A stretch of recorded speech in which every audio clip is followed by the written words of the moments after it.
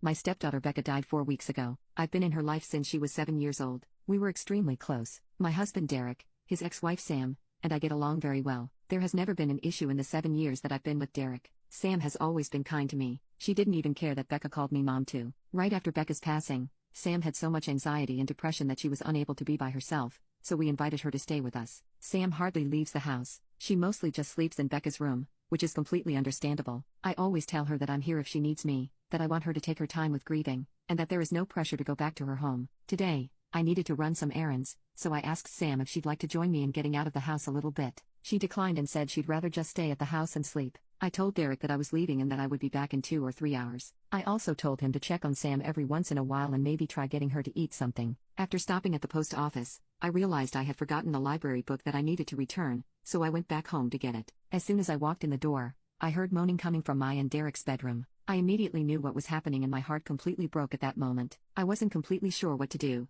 but I ended up deciding to confront them, so I walked to the bedroom, opened the door, and began yelling at them both. Sam started having an anxiety attack and ran to the bathroom while Derek kept apologizing profusely. I asked him what the hell was happening. He told me that he made himself and Sam some lunch, and they began talking about Becca and sharing some memories. Then Sam ended up kissing him, and he didn't pull back, and then it ended with them in our bed. They're begging me to understand that it was just grief that caused them to become intimate and that they both made a mistake. I don't know what to do. I love this man, and I love Sam. I'm heartbroken that they did this to me and put me in this position. I feel so stuck. Update: I decided that I was filing for a divorce. I can't ever trust Derek again. It sucks because we had an amazing relationship. He's always been great, so this was a complete shock to me. Last night, Derek came over to talk. He confessed to a lot. It turns out it wasn't their first time having intimacy like I thought. They've been having intimacy since 3 months before Becca died. I am completely shocked and heartbroken. Sam also reached out last night, thanked me for everything I've done for her, and told me she was sorry. I didn't respond, and I blocked her.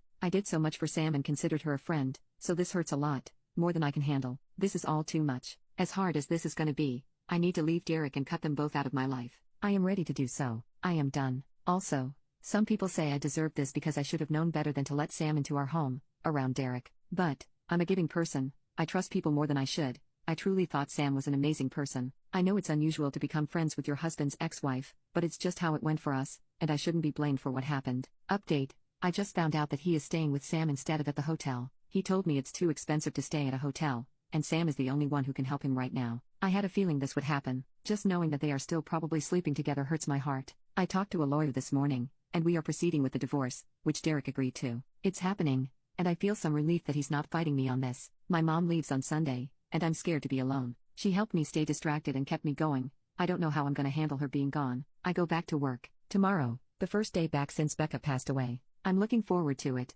though, because it'll keep me distracted. Also, I read some of Becca's diary entries. It made me love her even more. She was such a sweetheart. I went back a few months and saw that she noticed some weird behavior between Derek and Sam. She didn't mention that she knew of the affair, but she just wrote that she thought it was kind of strange that all 3 of them would hang out more than usual without me. I might read more, but so far, I haven't found anything that's disturbing, just her being a teenager and talking about crushes, fights with friends, and happy family memories. My first week back at work went great. I wasn't expecting it to go so well, but thankfully it did. My coworkers were so helpful and patient with me. On Friday night, I decided I didn't want to stay home all weekend alone, so I decided to drive up to my mom's. It helps that I have a 3-day weekend so I can spend more time with her.